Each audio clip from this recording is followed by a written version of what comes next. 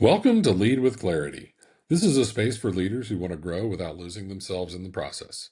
Each episode is a short reflection on leadership, influence, and the inner work that shapes how we show up for others. It's not hype, not noise, just clear thinking for the journey of leading well. Today's episode is entitled The Only Thing You Can Control: Lessons in Stoic Leadership from Marcus Aurelius. Here we go.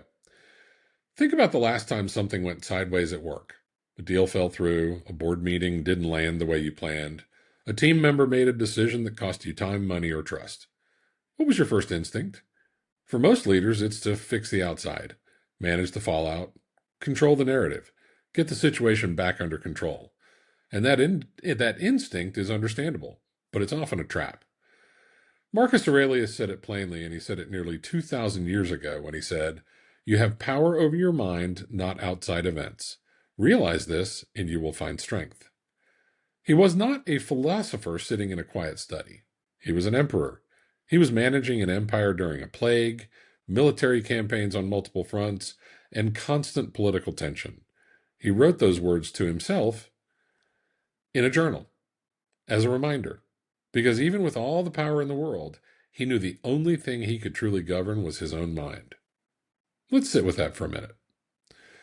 I've sat across from some genuinely talented executives who were burning out, not because the work was too hard, but because they were spending enormous energy trying to control things that weren't theirs to control.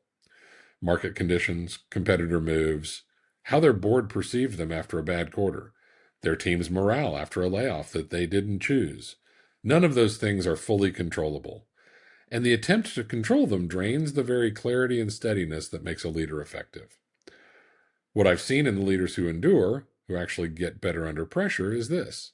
They've internalized a boundary. There's what I can influence, and there's everything else. They don't abandon the everything else. They just stop letting it live in their heads rent-free. Here's where people often get this wrong. They hear Stoicism and they think it means detachment, indifference, not caring about outcomes. That's not what Marcus Aurelius was pointing to. Stoic leadership is not about being cold. It's not about checking out emotionally or pretending outcomes don't matter.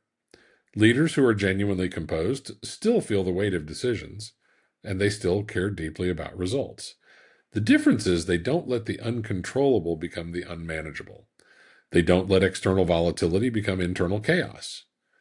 So think of it this way. Your internal state is infrastructure. It's not a soft skill. It's not a nice to have. It's the operating system that every decision, every conversation, every strategic call runs on. And when that system is overloaded, unstable, or reactive, the outputs suffer. Your judgment suffers. Your communication suffers. The people around you start to calibrate their own stress levels to yours, often without realizing it. When a leader walks into a room composed, clear, and grounded, that creates something. It creates a container. A signal to the team that the situation is being held, not spiraling. That composure is not a natural gift some leaders have and others don't. It's a discipline.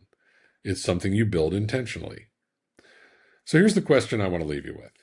Where are you spending energy on outcomes you cannot control?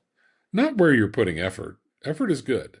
But where are you burning energy, losing sleep, letting your internal state deteriorate over something that is ultimately outside your authority? Because that's the audit that Marcus Aurelius was running on himself every single day. Not what do I need to fix out there, but what am I allowing to destabilize in here? That line, that internal boundary between influence and noise, is one of the most important things a leader can develop. Marcus Aurelius didn't write Meditations for posterity. He wrote it because he needed it, because even emperors, maybe especially emperors, have to remind themselves where their actual power lives. Your power is not in the market. It's not in your competitor's next move. It's not in what your board or your team or the press says about your last quarter. Your power is in how you think, how you respond, how you lead when things are uncertain and the pressure is real. Realize that, and you will find strength.